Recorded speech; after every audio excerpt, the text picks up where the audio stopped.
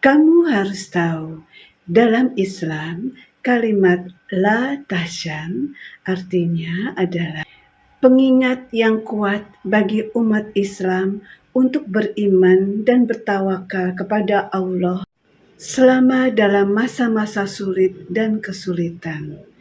La tahzan ini juga berarti panggilan untuk tetap sabar dan tabah dalam menghadapi masa-masa sulit atau kesulitan hidup dan yakin pada rencana dan bimbingan Allah. La tahzan berfungsi sebagai pengingat yang kuat bagi umat Islam untuk tetap sabar, tabah, dan penuh harapan. Berasal dari sebuah ayat dalam Al-Quran, la tahzan sering digunakan sebagai bentuk penghiburan dan penyemangat bagi umat Islam yang sedang menghadapi masa duka atau kesedihan.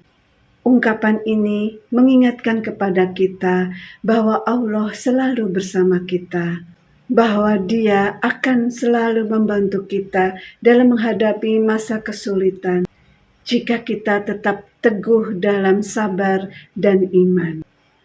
Konsep la tahzan ini juga menjadi pengingat bagi umat Islam untuk mengutamakan keimanannya dan fokus kepada gambaran akhirat yang lebih besar daripada terjebak oleh tantangan di dunia ini. Dengan melakukan itu, umat Islam dapat menemukan kenyamanan dan penghiburan di masa-masa sulit, mengetahui bahwa pahala akhir mereka terletak pada Allah di akhirat. La tahzan berasal dari sebuah ayat Al-Quran, yaitu Quran Surat Yusuf ayat 87, di mana Nabi Yakub mengatakan, "Maka bersabarlah, sesungguhnya janji Allah itu benar, dan bermohonlah ampunan atas dosa dan bertasbihlah dengan memuji Tuhanmu di sore dan pagi hari." La tahzan adalah ungkapan bahasa Arab yang berarti jangan bersedih atau jangan berduka. Meskipun bukan merupakan ayat khusus dalam Al-Quran, ada beberapa ayat dalam Al-Quran yang menyampaikan pesan yang sama dan memberikan penghiburan bagi mereka yang sedang dalam keadaan terpuruk atau mengalami kesulitan. Berikut adalah beberapa contohnya, yaitu pertama, surat Al-Baqarah ayat 155 yang artinya, "Dan sungguh akan kami berikan cobaan kepada kamu dengan sedikit kekurangan, kelaparan, kekurangan harta, jiwa, dan buah-buahan, dan berikanlah berita gembira pada orang-orang yang sabar." Selanjutnya, surat Al-Baqarah ayat 45 yang artinya, "Jadikanlah salat dan sabar sebagai penolongmu, dan sesungguhnya yang demikian itu sungguh berat, kecuali bagi orang-orang yang khusyuk."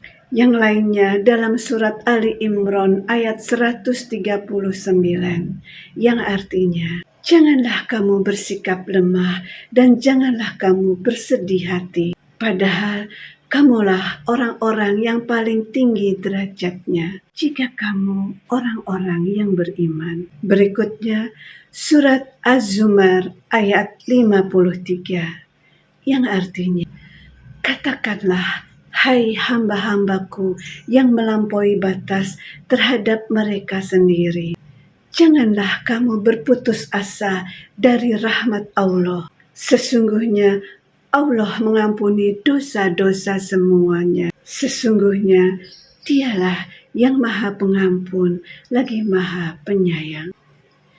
Surat Al-An'am ayat 33 yang artinya, "Sesungguhnya kami mengetahui bahwasanya apa yang mereka katakan itu menyedihkan hatimu. Janganlah kamu bersedih hati, karena Mereka sebenarnya bukan mendustakan kamu, akan tetapi orang-orang yang zalim itu mengingkari ayat-ayat Allah. Kemudian surat Al-Mu'min ayat 55 yang artinya, maka bersabarlah kamu karena sebenarnya janji Allah itu benar, dan mohonlah ampunan untuk dosamu, dan bertasbihlah seraya memuji Tuhanmu pada waktu petang dan pagi. Ayat-ayat ini mendorong orang-orang yang beriman untuk tetap bersabar dan tabah dalam menghadapi cobaan dan kesulitan, serta beriman kepada rencana dan petunjuk Allah. Mereka juga mengingatkan kita bahwa Allah selalu mengawasi kita dan bahwa kita akan diberikan pahala atas kesabaran kita dan keimanan kita kepadanya, kepada Allah Subhanahu wa Ta'ala. Dalam Islam, menghibur orang yang sedang bersedih atau yang sedang berduka dianggap sebagai tindakan yang baik dan sangat dianjurkan. Nabi Muhammad Shallallahu Alaihi Wasallam itu sendiri dikenal karena belas kasih dan empatinya terhadap orang-orang yang sedang dalam masa sulit atau dalam kondisi yang sangat terpuruk. Beliau sering memberikan penghiburan dan kata-kata dukungan kepada mereka yang membutuhkan dalam kondisi yang sulit.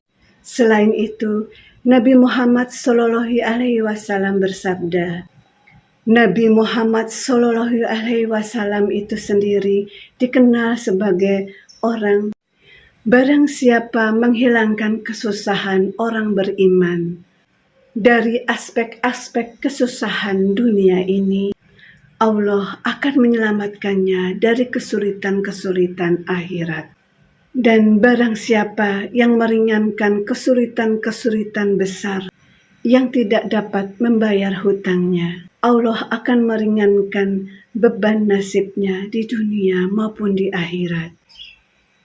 Dan barang siapa yang menyembunyikan aib seseorang muslim, maka Allah akan menyembunyikan aibnya di dunia maupun di akhirat nanti. Allah adalah maha pertolongan bagi hambanya selama hamba itu membantu saudaranya. Demikian yang harus kamu ketahui, bahwasanya dengan menghibur mereka yang sedang bersedih atau berduka, maka orang itu akan mendapatkan berkah Allah, dan juga berkah itu akan diberikan kepada mereka yang meringankan beban, maka Allah akan memberikan ridho dan berkahnya. Semoga bermanfaat dan menjadikan kita orang-orang Islam yang tetap bertakwa kepada Allah Subhanahu wa Ta'ala.